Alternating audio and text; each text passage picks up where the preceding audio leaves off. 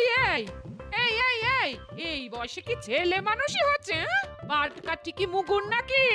আজ যা পাট কাঠি কাল তাই তাল গাছ, বুঝেছ? না, বুঝিনি।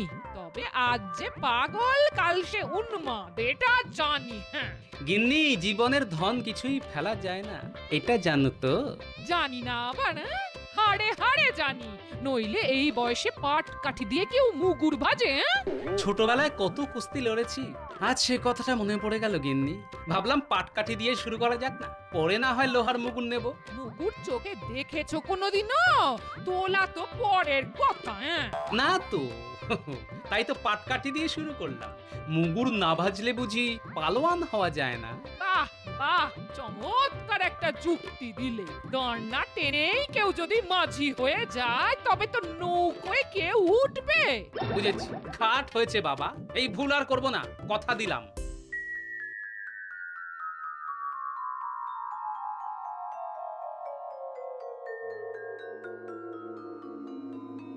মন্ত্রী, একটা জরুরি কাজে কাউকে কয়েকদিনের মধ্যেই বর্ধমান যেতে হবে। সেখানকার মহারাজকে একটা খুব গোপনীয় পত্র পৌঁছে দিতে হবে। তা মন্ত্রী বলো তো, এই কাজের দায়িত্ব কাকে দেওয়াটা ঠিক হবে? আমার মনে হয় মহারাজ, মন্ত্রী এই কাজের জন্য সবচাইতে নির্ভরযোগ্য ব্যক্তি, তাকেই এই কাজে পাঠানো হোক। গোপাল, এটাই তোমার দোষ। মহারাজ কাকে পাঠাবেন তা ঠিক করবে হয় তিনি, না হয় আমি। তুমি মাঝখান থেকে ফোন কাটছো কেন? মন্ত্রী, ভুলে যেও না, এটা প্রকাশ্য রাজসভা। গোপাল তার বক্তব্য পেশ করেছে মাত্র। মহারাজ, বর্ধমানে যাওয়াটা তো এবার কোনো দামি জিনিস বা সোনাদানা নিয়ে যাওয়া নয়, গোপনীয় চিঠি। তাই এই নিরীহ কাজের উপযুক্ত লোক মন্ত্রী নিজেই। এই কাজের জন্য যাতে আপনি মন্ত্রীকে নির্বাচন করেন, আমি সেই কথাটাই মহারাজকে বলেছি। এবার মন্ত্রী বলুক, আমি কি খুব খারাপ কথা বলেছি মহারাজ? শুধু খারাপ কথাই নয়, অত্যন্ত কুরুচির পরিচয় দিয়েছ গোপাল। সোনাদানা যদি যেতই, তবে কি সেটা নিয়ে যাওয়ার জন্য আমি উপযুক্ত নই? গোপাল কি বোঝাতে চেয়েছে সেটা বোঝার মতো বুদ্ধি আমার আছে। এই দেখুন, একটা সহজ কথা কিভাবে মন্ত্রী একেবারে উল্টো দিকে ঘুরিয়ে দিল। আমি বলতে চেয়েছিলাম, সোনাদানা নিয়ে গেলে রাস্তায় চোর ডাকাতের ভয় থাকে, এমনকি প্রাণের মায়াও মাঝে মাঝে ত্যাগ করতে হয়। কিন্তু একটা চিঠি নিয়ে গেলে তার কি কোনো মূল্য ডাকাতদের কাছে আছে মহারাজ? কিন্তু এই সাধারণ কথাটাই মন্ত্রী তার অসাধারণ বাগ্মিতায় ঠিক উল্টো পথে চালিত করলো। মহারাজ, এই ব্যাপারে আমার আর কিচ্ছু বলার নেই, এই আমি চুপ করলাম। আপনি যে সিদ্ধান্তই নেবেন আমি মাথা পেতে নেব মহারাজ। তাহলে আমিই বলি, কে যাবে? গোপাল ঠিক কথাই বলেছে, এটি রাজকার্যের মধ্যেই পড়ে। তাই মন্ত্রীকেই আমি নির্বাচিত করছি এই কাজের জন্য। কি মন্ত্রী, রাজি তো? আমি আর কি বলবো মহারাজ, গোপালই তো আমার হয়ে সব বলে দিয়েছে। সহজ করে কথা বলেন না কেন? আপনি যাবেন কি যাবেন না সেটা মহারাজকে স্পষ্ট করে বলে দিন না। আগে গোপাল যখন চাইছে তখন আমিই যাব। মহারাজ, আপনিও সেটাই চাইছেন, তাই আমার কাজ আমাকে বুঝিয়ে দিন, আমি যাওয়ার জন্য প্রস্তুত। উত্তম উত্তম, তাহলে যাওয়ার জন্য তৈরি হও, এবং সেটা যত তাড়াতাড়ি সম্ভব।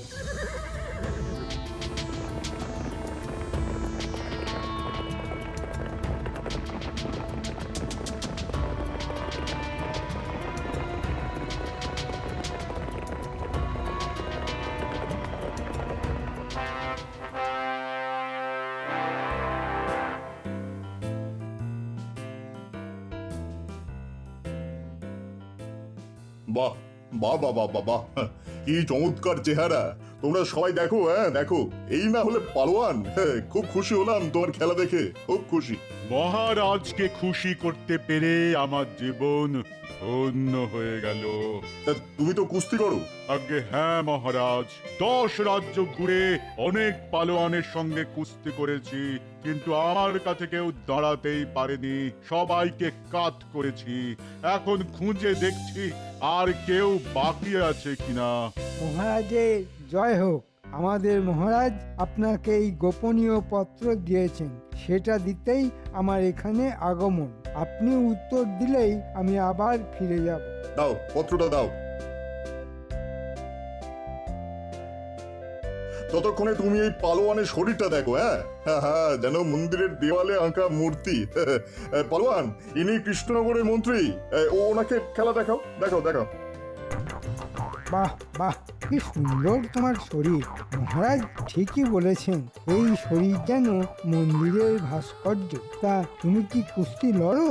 আরে ওর মুশকিলটা হলো 10 রাজ্যের কেউই ওর সঙ্গে কুস্তিতে পেরে ওঠেনি। তাই ও আর কেউ বাকি আছে কিনা তাই খোঁজ করছে। তা তুমি জানো এমন কোনো পালোয়ান আছে কিনা যে ওর সঙ্গে লড়তে পারে? হ্যাঁ, একজন আছে, সে নিজেকে মস্ত পালোয়ান মনে করে। মহারাজ, তার নাম হয়তো শুনেছেন। কে বলতো?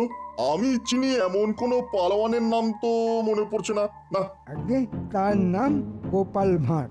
গোপাল মানে তোমাদের রাজ্যের ভাঁড়? হ্যাঁ, তাকে তো চিনি। সে আবার কবে থেকে কুস্তিগির হলো? হ্যাঁ, মহারাজ, গোপাল জীবনে অনেক কিছুই করেছে। প্রথমে কুস্তিগির হওয়ার চেষ্টা করেছিল, সেখানে সবার কাছেই হারতে হারতে নাপিত হলো।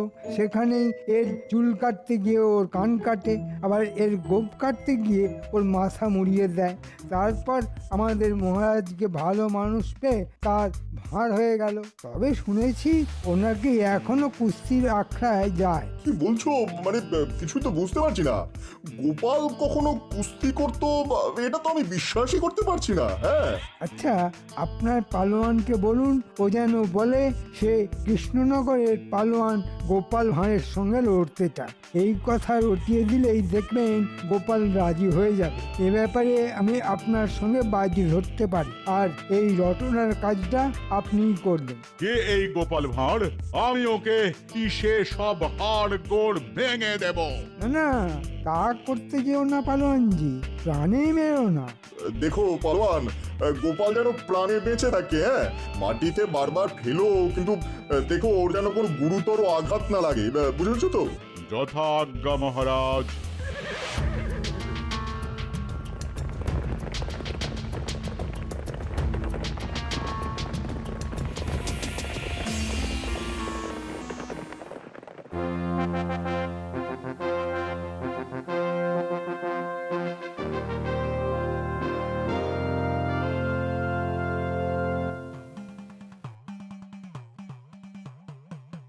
মন্ত্রী, আহ, এই কাকে নিয়ে এসেছো?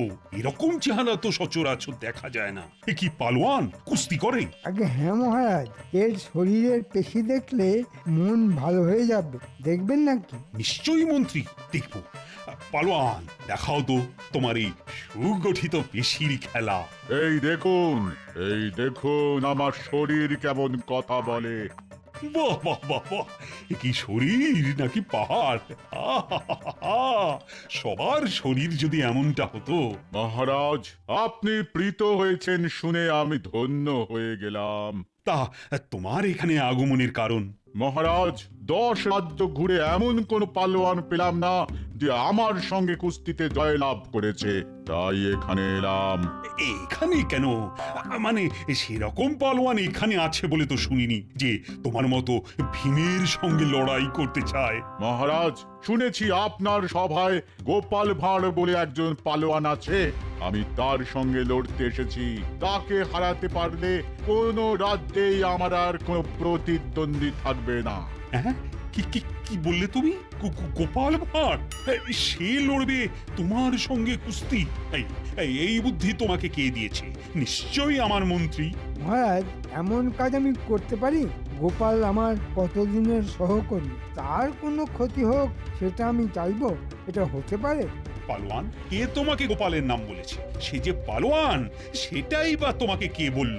বর্ধমানে সবাই মহারাজ, ওরা বলল গোপাল মস্ত পালোয়ান। ওকে যদি তুমি পরাজিত করতে পারো তবেই বুঝবো তুমি সর্বশ্রেষ্ঠ কুস্তিগীর। মহারাজ, এই কথাটা পালোয়ানজি ভুল কিছু বলেনি। আজ পর্যন্ত আমাকে কেউ হারাতে পারেনি। আর পালোয়ান যখন চাইছে, হয়তো অনেকেই তাই চেয়েছে, তাই আমি রাজি মহারাজ। কি বলছো তুমি গোপাল? এই ভীমের মতো পালোয়ানের সঙ্গে তুমি লড়াইটা করবে আর তোমার মৃত্যুর জন্য দায়ী হয়ে থাকবো আমি? না না না না, সেটা হতে পারে কখনো? মহারাজ, এই লড়াইয়ের সঙ্গে আমাদের রাজ্যের সম্মান জড়িয়ে আছে। গোপাল যদি পরাজয়ের কথা চিন্তা করে পিছিয়ে যায় তবে তা খুবই অসম্মানের হবে। আমার মনে হয় গোপালের রাজি হয়ে যাওয়া উচিত। তুমি তো বলেই খালাস, কিন্তু এই ভীম বাহাদুরের সঙ্গে কুস্তি লড়তে গিয়ে যদি গোপালের প্রাণ সংশয় হয়, তার দায়িত্বটা বা দায়টা কে নেবে? হ্যাঁ, না মহারাজ, আমি কুস্তিগীর, উনি নই। গোপাল ভাঁড়কে শুধু 2 পাক আকাশে ঘুরিয়ে আলতো করে মাটিতে শুইয়ে দেব। আমি আপনাকে কথা দিলাম। মহারাজ, এর উল্টোটাও তো হতে পারে, আপনি দুশ্চিন্তা করবেন না। দাদু, তুমি নাকি কুস্তি করবে এক পালোয়ানের সঙ্গে? তুই কি করে জানলি? আমি কেন, সারা নগর জানে। আমি তো সেখান থেকেই শুনলাম। কি বলছে রে লোকে? নিশ্চয়ই আমাকে নিয়ে হাসাহাসি করছে। তা একটু করেছ বটে, তবে সবাই চাইছে তুমি জিতে কৃষ্ণনগরের সম্মানটা রক্ষা করো। কিন্তু তুমি পারবে কি করে? ওই পালোয়ানের চেহারাটা তো পাহাড়ের মতো। ওরে, চেহারা থাকলেই কি জেতা যায়? প্রকৃতি কি মানুষকে মস্তিষ্ক দেয়নি রে? তার তবে কাজটা কি? দাদু, তুমি কিন্তু আবার লড়াই করতে যেও না। পালোয়ানকে কিন্তু সামনাসামনি পটকানো খুব সহজ হবে না। তা জানি, কিন্তু বুদ্ধিং যস্য বলং তস্য। বুদ্ধিটা একটু খাটা, ঠিক পথ পেয়ে যাবি। তুমি ভাবো আমরা কাজটা করে দেব। একটু ভেবে তারপর তোদের বলবো। আচ্ছা।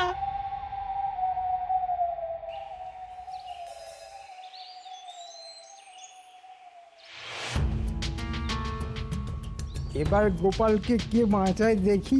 ওর হাড় বার করে পালোয়ান শাহী কাবাব বানাবে বলে শুনলাম। দারুণ খেতে হবে কিন্তু। তোরা সবাইকে বলে দিয়েছিস তো? বলবি যে গোপালই এই কুস্তিগিরকে লড়াই করতে আমন্ত্রণ করেছিল।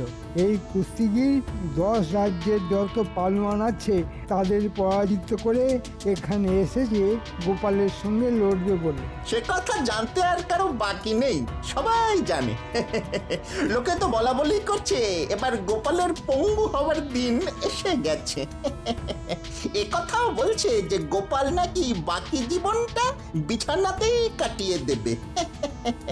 ভালোই হবে, ওর বুদ্ধি আর মহারাজের কোনো কাজে লাগবে না। বেটা লজ্জায় আর কথাই বলতে পারবে না, বোবা হয়ে যাবে। আর মহারাজকে বুদ্ধি দিয়ে আমি বড়লোক হয়ে যাব।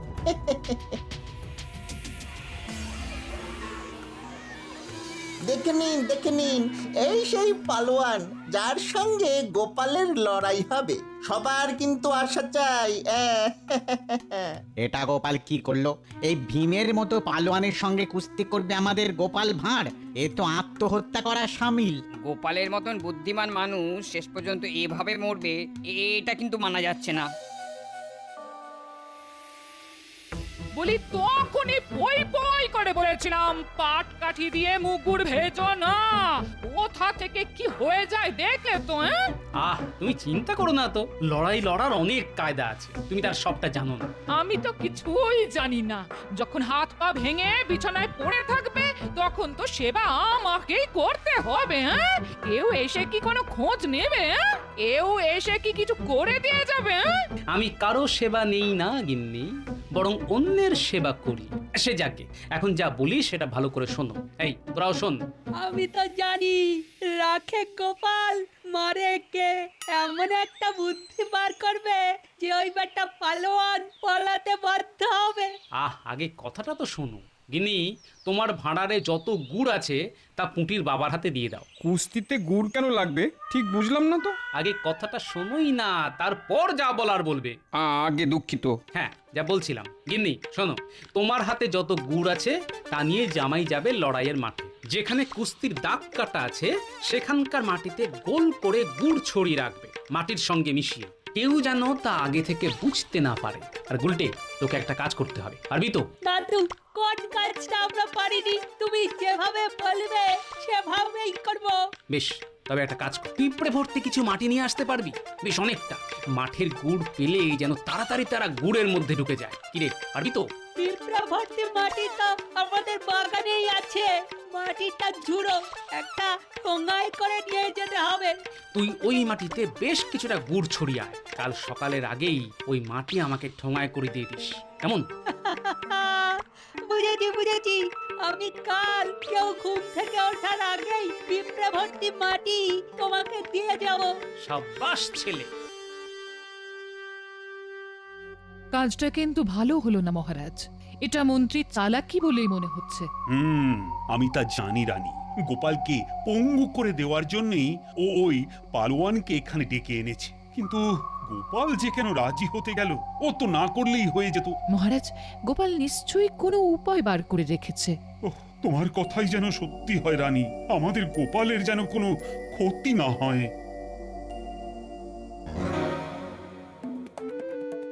এসে গেছি, হাতে গুড় নিয়ে।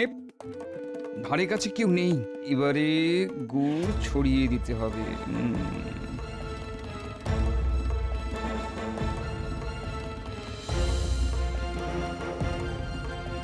ওই তো গাছটা, ওর মাটিতেই পিঁপড়ের বাসা ভর্তি। এবার আরো গুড় ছিটিয়ে দিলাম, কত খাবি খা। কাল সকালে কিন্তু কাজের কাজটা করতে হবে। কিরে, বুঝলি রে লক্ষ্মী পিঁপড়ের দল? যাক, কুস্তির জায়গাটা একেবারে গুড়ে মাখামাখি করে দিয়েছি। কাল এমনিতেই এমন পিঁপড়ে আসবে যে পালোয়ানের পালানো ছাড়ার কোনো পথ থাকবে না।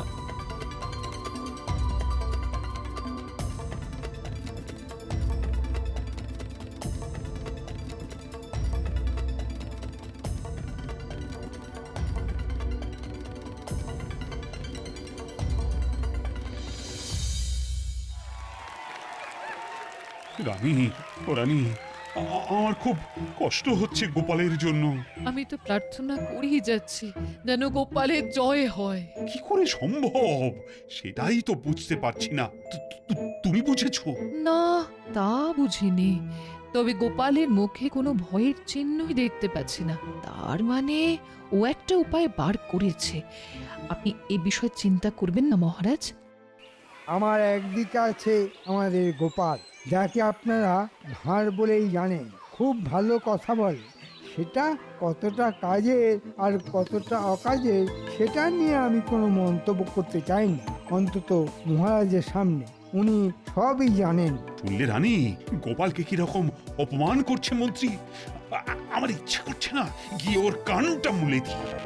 তা আমাদের গোপাল ভাঁড়ের খুব নামডাক, তা আপনারা সবাই জানেন। তা শুনে এই পালোয়ান সুদূর দেশ থেকে এখানে এসেছে গোপালের সঙ্গে কুস্তি লড়ার জন্য। আর হ্যাঁ, গোপাল এই পালোয়ানের সঙ্গে লড়ার ইচ্ছেতে রাজি হয়ে যায়। আজ তারই পরীক্ষা হবে। আসুন আমরা এখন এই কুস্তি দেখি। এই দেশ, এই রাজ্য আমার জন্মস্থান, তার সম্মান বজায় রাখতে আমি লড়াইতে রাজি হয়েছি। কিন্তু কুস্তি শুরুর আগে আমি দেশের মাটিতে একবার প্রণাম করতে চাই, যদি এই সুযোগ আর আমার সামনে না আসে। তাই শুনলে রানী, শুনলে গোপাল কি বলল? সত্যি ওর মতো দেশপ্রেমিক আমি কখনো দেখিনি। সাবাস, সাবাস গোপাল। মহারাজ, এক্ষুনি কুস্তি শুরু হবে। আপনি মন দিয়ে গোপালের লড়াই দেখুন। যতক্ষণ আমার ধরে প্রাণ আছে ততক্ষণ এই মাটির অসম্মান আমি হতে দেব না। এটা আমার প্রতিজ্ঞা। কারোর সাধ্য নেই এই কাজ থেকে আমায় বিরত করতে পারে। দেশের ভূমি প্রণাম আমার হয়ে গেছে, এবার আমি লড়াইয়ের জন্য প্রস্তুত। এসো হে পালোয়ান, দেখি তোমার দেহে কত শক্তি আছে। তোমার সঙ্গে কুস্তি লড়তে হচ্ছে সেটা ভেবেই আমার হাসি পাচ্ছে। কত ইয়া বড়া বড়া চেহারার পালোয়ানকে আমি মাথায় তুলে মাটিতে ফেলে দিয়েছি, আর তুমি তো তাদের কাছে নস্যি। ধরবো আর মাটিতে আছাড় মারবো। আরে পালোয়ান, কাছে তো আগে এসো, আমি তো আর পালিয়ে যাচ্ছি না।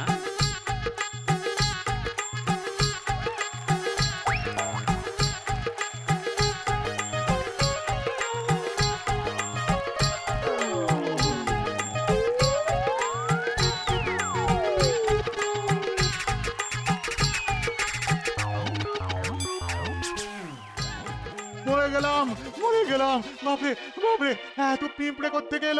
মরে গেলাম, মরে গেলাম, মরে গেলাম। গোপাল, গোপাল, গোপাল। না না, আমি আর পারছি না, আমি আর পারছি না। পালাই পালাই পালাই, আমি লড়বো না, আমি পালাবো, আমি পালাবো। আরে, আরে পালোয়ান পালাচ্ছে, এও কি সম্ভব রানী? সব সম্ভব। গোপালের পক্ষে কোনো কিছুই অসাধ্য নয় মহারাজ। আমার সঙ্গে লড়াই করতে গিয়ে ভয় পেয়ে পালোয়ান মাঠ ছেড়েই পালালো। মহারাজ, তাহলে এই লড়াইতে কে জিতলো? এ আবার তুমি জিতেছো। আর শুধু তাই নয়, তুমি কৃষ্ণনগরের সম্মান রেখেছো। জয় জয় গোপালের জয়, জয় গোপালের জয়। আরে ও পালোয়ান, কি আশ্চর্য, তুমি তুমি মাঠ ছেড়ে পালালে কেন? এখন আমি মুখ দেখাবো কেমন করে? মাথা খারাপ, পিঁপড়ের সঙ্গে লড়বো কেমন করে? আরে আমি তো সেটাই বলছি, গোপাল তোমার সামনেই একটা পিঁপড়ের মতো, আর ওর ভয়ে তুমি মাঠ থেকে পালিয়ে এলে, এই তোমার সাহস? ছি ছি ছি। ওসব বড় বড় কথা আমাকে বলে লাভ নেই। পিঁপড়ের কামড় আমি খেতে পারবো না। তুমি একটা হতচ্ছাড়া, আমাকে পিঁপড়ের কামড় খাওয়ালে? তুমি আমার বুকে এসো গোপাল। এই অসম্ভব ব্যাপারটা কি করে ঘটালে তা আমি কিন্তু এখনো বুঝতে পারিনি। আমি পেরেছি, আর এই জন্যেই গোপালকে রক্ষা কারো পক্ষে সম্ভব নয়।